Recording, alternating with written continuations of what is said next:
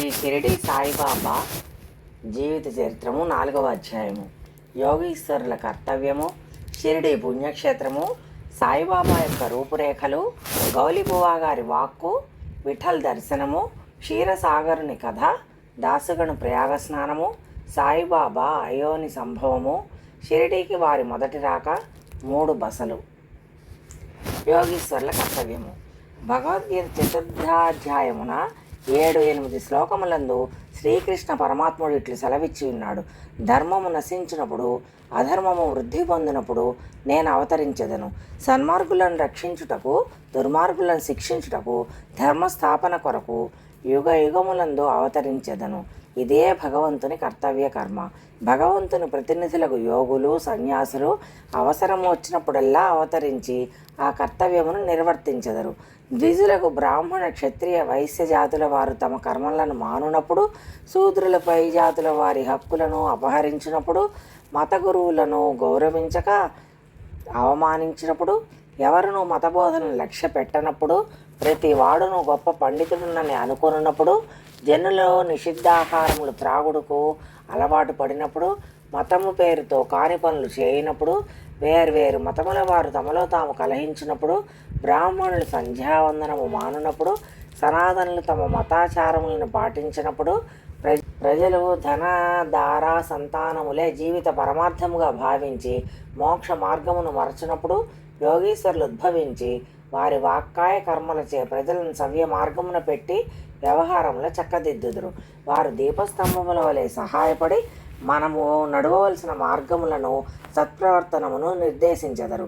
ఈ విధముగానే నివృత్తి, జ్ఞానదేవు, ముక్తాబాయి, నామదేవు, జానాబాయి, గోర, గోణాయి, ఏకనాథుడు, తుకారాము, నరహరి, నర్సిబాయి, సజన్ కసాయి, సామతమాలి, రామదాసు మొదలగు గల యోగులను తదితరులను వేర్వేరు సమయములందు ఉద్భవించి మనకు సవ్యమైన మార్గములను చూపిరి.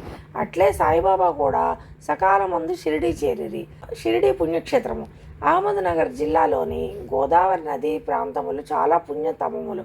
ఏలయ నాచడన అనేకులు యోగులు ఉద్భవించిరి, నివాసము చేసిరి. అట్టి వారిలో ముఖ్యులు జ్ఞానేశ్వర మహారాజు. షిరిడీ అహ్మద్నగర్ జిల్లాలోని కోపర్గాం తాలూకాకు చెందింది. కోపర్గాం వద్ద గోదావరి నది దాటి షిరిడీకి పోవలను. నది దాటి 33 కోసులు పోయినచో నీమ్గాం వచ్చును. అచ్చటికి షిరిడీ కనిపించును.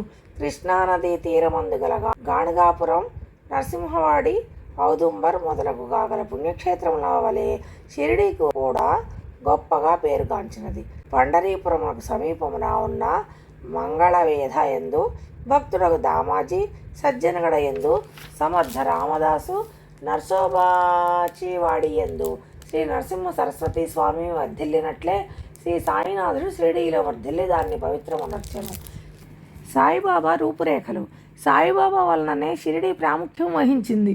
సాయిబాబా ఎట్టి వ్యక్తియో పరిశీలింతము. వారు కష్టతరమైన సంసారమును దాటి జయించిరి. శాంతియే వారి భూషణము. వారు జ్ఞానమూర్తులు, వైష్ణవ భక్తులకు ఇల్లు వంటి వారు, ఉదార స్వభావులు, సారములోని సారాంశమును వంటి వారు, నశించి వస్తువులందు అభిమానము లేనివారు, ఎల్లప్పుడూ ఆత్మసాక్షాత్కారమందే మునిగి ఉండడు వారు, భూలోకమందు గాని స్వర్గలోకమందు గాని గల వస్తువుల యంద అభిమానము లేనివారు, వారి అంతరంగము అద్దం వలె స్వచ్ఛమైనది. వారి వాక్కుల నుండి అమృతము స్రవించుచుండెను. గొప్పవారు, బీదవారు వారికి సమానమే. మానవమానములను లెక్కించిన వారు కారు. అందరికీ వారు ప్రభువు. అందరితో కలిసిమెలిసి ఉండేవారు. ఆటలు కాంచెడివారు, పాటలను వించుండేవారు. కానీ సమాధి స్థితి నుండి మరలవారు కారు. ఎల్లప్పుడూ అల్లానామను ఉచ్చరించుచుండెడివారు. ప్రపంచమంతా మేలుకొన్నప్పుడు వారు యోగ నిద్ర ఎందు ఉండేవారు. లోకము నిద్రించినప్పుడు వారు మెలకువతో ఉండేవారు. వారి అంతరంగము లోతైన సముద్రం వలె ప్రశాంతము. వారి చర్యలు ఇదమిద్దముగా నిశ్చయించుటకు వీలు కానివి. ఒకచోటనే కూర్చుండినప్పటికీ ప్రపంచమందు జరుగు సంగతులన్నీ వారికి తెలియను. వారి దర్బారు ఘనమైనది. నిత్యము 100 కొలది కథలు చెప్పునప్పటికీ మౌనం తప్పిడివారు కాదు. ఎల్లప్పుడూ మసీదు గోడకు ఆనుకొని నిలిచిన వారు, లేదా ఉదయము, మధ్యాహ్నము, సాయంత్రము లెండి తోట వైపు కానీ చావడి వైపు కానీ పచారు చేయుచుండెడివారు. ఎల్లప్పుడూ ఆత్మధ్యానమునందే మునిగి ఉండేవారు. సిద్ధపురుషులైనప్పటికీ సాధకుని వలె నటించువారు. అణకువ, నమ్రత కలిగి అహంకారము లేక అందరినీ సంతసింపజేయువారు. అట్టివారు సాయిబాబా. షిరిడి నేల వారి పాద స్పర్శచే గొప్ప ప్రాముఖ్యం పొందినది. ఆళందిని జ్ఞానేశ్వర మహారాజు వృద్ధి చేసినట్టు, ఏకనాథ్ పైఠాను వృద్ధి చేసినట్లు సాయిబాబా షిరిడీని వృద్ధి చేశాను. షిరిడీలోని గడ్డి రాళ్ళు పుణ్యం చేసుకున్నవి. ఏలైనా బాబా పవిత్ర పాదములను ముద్దు పెట్టుకుని వారి పాదధూళి తలపైన వేసుకోగలిగినవి. మా వంటి భక్తులకు షిరిడీ, పండరీపురం, జగన్నాథము, ద్వారకా, కాశీ, రామేశ్వరము, బదరి, కేదార్నాథ్, నాసిక, త్రయంబకేశ్వరము, ఉజ్జయిని, మహాకాళేశ్వరము, మహాబలేశ్వరము, గోకర్ణమూల వంటిదైనది. షిరిడి సాయిబాబా స్పర్శయే మాకు వేద పారాయణమా తంత్రము. అది మాకు సంసార బంధములను సన్నగిల్ల చేసి ఆత్మ సాక్షాత్కారములను సులభ సాధ్యము చేసెను. శ్రీ సాయి దర్శనమే మాకు యోగ సాధనముగా ఉండెను. వారితో సంభాషణ మా పాపములను తొలగించుచుండెను. త్రివేణి ప్రయాగల స్నానఫలము వారి పాదసేవ వలననే కలుగుచుండెడిది. వారి పాదోదకము మా కోరికలను నశింపచేయుచుండెడిది. వారి ఆజ్ఞమే మాకు వేదవాక్కుగా ఉండేటిది. వారి ఊది ప్రసాదము మమ్ము పావనము చేయుచుండెను. వారు మా పాలిటి శ్రీకృష్ణుడుగా, శ్రీరాముడుగా ఉండి ఉపశమనములను కలుగజేసెడు. వారు మాకు పరబ్రహ్మ స్వరూపమే. వారు ద్వంద్వాతీతులు. నిరుత్సాహము కానీ ఉల్లాసము కానీ ఎరుగరు. వారు ఎల్లప్పుడూ సచ్చిదానంద స్వరూపులుగా ఉండేవారు. షిరిడి వారి కేంద్రమైనను వారి లీలలు పంజాబు, కలకత్తా, ఉత్తర హిందుస్థానం, గుజరాత్, డక్కను, కన్నడ దేశములలో చూపుచుండిరి. ఇట్లు వారి కీర్తి దూరదేశములకు వ్యాపించగా భక్తులు అన్ని దేశముల నుండి షిరిడి చేరి వారిని దర్శించి వారి ఆశీర్వాదమును పొందుచుండిరి. వారి దర్శన మాత్రముననే భక్తుల మనములు వెంటనే శాంతి వహించుచుండిరి.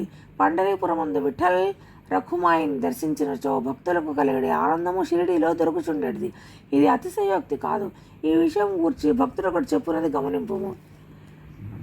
గౌలిబువ అభిప్రాయము. 95 సంవత్సరములుగా వయసు గల గౌలిబువ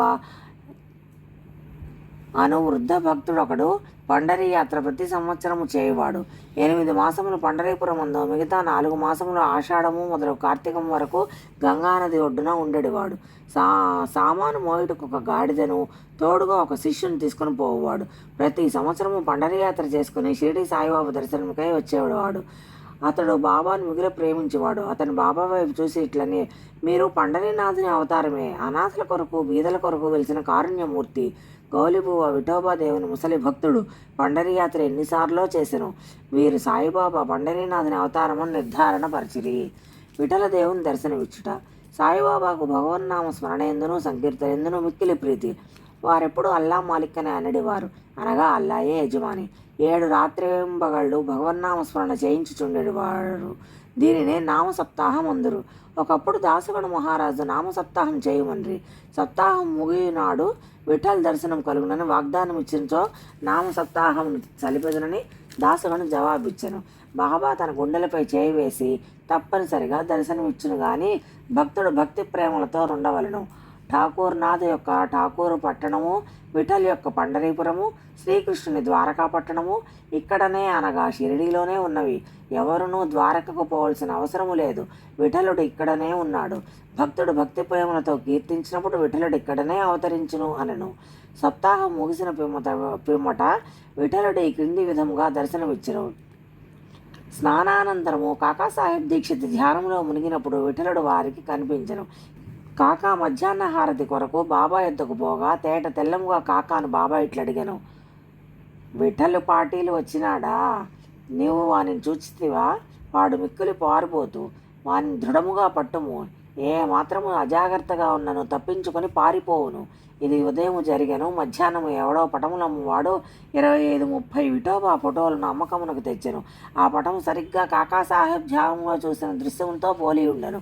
దీనిని చూచి బాబా మాట జ్ఞాపకమునకు తెచ్చుకొని కాకాసాహెబ్ ఆశ్చర్య ఆనందములలో మునిగెను. విఠోబా పటం ఒకటి కొని పూజామందిరంలో ఉంచుకొనెను. భగవంతరావు క్షీరసాగర్ని కథ. విఠల పూజ ఎందు బాబాకి ఎంత ప్రీతియో భగవంతరావు క్షీరసాగర్ని కథలో విశదీకరింపబడినది. భగవంతరావు తండ్రి విఠోబా భక్తుడు. పండరీపురమునకు యాత్ర చేయుచుండేవాడు. ఇంటి వద్ద కూడా విఠోబా ప్రతిమ నుంచి దాన్ని పూజించేవారు. అతడు మరణించిన పిమ్మట వాని కొడుకు పూజను, యాత్రను, శ్రాద్ధమును మానెను. భగవంతరావు షిరిడి గోముఖ నిర్మాణములు, కర్రబల్లలు, జపమాలలు కనిపించెను. ఈ బాలుడచ్చట 12 సంవత్సరములు తపస్సును అభ్యసించినని ఖండోబా చెప్పెను.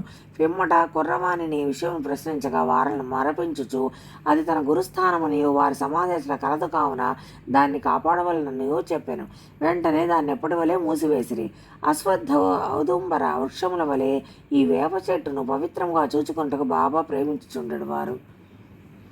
షిరిడీలోని భక్తులు మహల్సాపతియు దీన్ని బాబా యొక్క గురువు గారి సమాధి స్థానమును భావించి సాష్టాంగ నమస్కారములు చేసెదరు. 3 బసలు. వేప చెట్టును దాని చుట్టూ ఉన్న స్థలములను హరి వినాయక సాఠే అని వాడుకొని సాఠేవాడ ఆయన పెద్ద వసతిని కట్టెను. అప్పట్లో షిరిడీకి పోయిన భక్త మండలికి ఇది ఒకటే నివాస స్థలము. వేప చెట్టు చుట్టూ అరుగు ఎత్తుగా కట్టిరి, మెట్లు కట్టిరి. మెట్ల దిగువన ఒక గూడు వంటిది కలదు. భక్తులు మండపముపై ఉత్తరముఖంగా కూర్చునిదరు. ఎవరిచట గురువారము శుక్రవారము ధూపం వేయుదురో వారు బాబా కృప వల్ల సంతోషంతో ఉండెదరు. ఈ వాడ చాలా పురాతనమైనది కావున మరమ్మతునకు సిద్ధముగా ఉండెను. తగిన మార్పులు మరమ్మతులు సంస్థానం వారు చేసిరి. కొన్ని సంవత్సరముల పిమ్మట ఇంకొకటి దీక్షిత్ వాడ ఆయన పేరుతో కట్టిరి. న్యాయవాది కాకాసాహెబ్ దీక్షిత్ ఇంగ్లండ్కు పోయెను. అసట రైలు ప్రమాదమున కాలు కుంటుబడెను. అది ఎంత ప్రయత్నించినను బాగుపడలేదు. తన స్నేహితుడు నానాసాహెబ్ చాందోర్కర్ షిరిడీ సాయిబాబాను దర్శించమని సలహా ఇచ్చెను. 1909 సంవత్సరంలో కాక బాబా వద్దకు పోయి కాలు కుంటితనం కన్నా తన మనస్సులోని కుంటితనమును తీసివేయమని బాబాను ప్రార్థించెను. బాబా దర్శన మాత్రం నమితానందభరితుడై షిరిడీలో నివసించటకు నిశ్చయించుకున్నాను. తన కొరకు ఇతర భక్తులకు పనికి వచ్చినట్లుగా ఒక వాడ నిర్మించెను. 10/12/1910 ఈ వాడ కట్టుట పునాది వేసిరి. ఆనాడే 2 ముఖ్యమైన సంఘటనలు జరిగాను. ఒకటి, దాదాసాహెబ్ కాపర్డేకు తన ఇంటిలోకి పోవుటకు బాబా సమ్మతి దొరికెను. చావడిలో రాత్రి హారతి ప్రారంభమయ్యాను. దీక్షిత్ వాడ పూర్తి కాగానే 1911 సంవత్సరంలో శ్రీరామనవమి సమయమందు శాస్త్రోక్తంగా గృహప్రవేశం జరిపిరి. తర్వాత కోటీశ్వరుడుకు నాగపూర్ నివాసినియోగు బుట్టి మరి ఒక పెద్ద రాతి మేడను నిర్మించెను. చాలా ద్రవ్యం దీని కొరకు వెచ్చించెను. ద్రవ్యమంతయు దానికై సవ్యముగా వినియోగపడెను. ఏలైనా బాబా గారి భౌతిక శరీరము అందులో సమాధి చేయబడినది. దీనినే సమాధి మందిరమందురు. ఈ స్థలములో మొట్టమొదట పూల తోట ఉండెను. ఆ తోటలో బాబాయే తోటమాలిగా మొక్కలకు నీళ్లు పోయిట మొదలగునవి చేసేటివారు. ఇట్లు 3 వాడాలు వసతి గృహములు కట్టబడెను. అంతకుముందు ఇచ్చట ఒక వసతి గృహము కూడా లేకుండెను. అన్నిటికంటే సాఠేవాడ చాలా ఉపకరించుచుండెను. ఓం నమో శ్రీ సాయినాథాయ. శాంతి శాంతి శాంతి. 4వ అధ్యాయం సంపూర్ణం.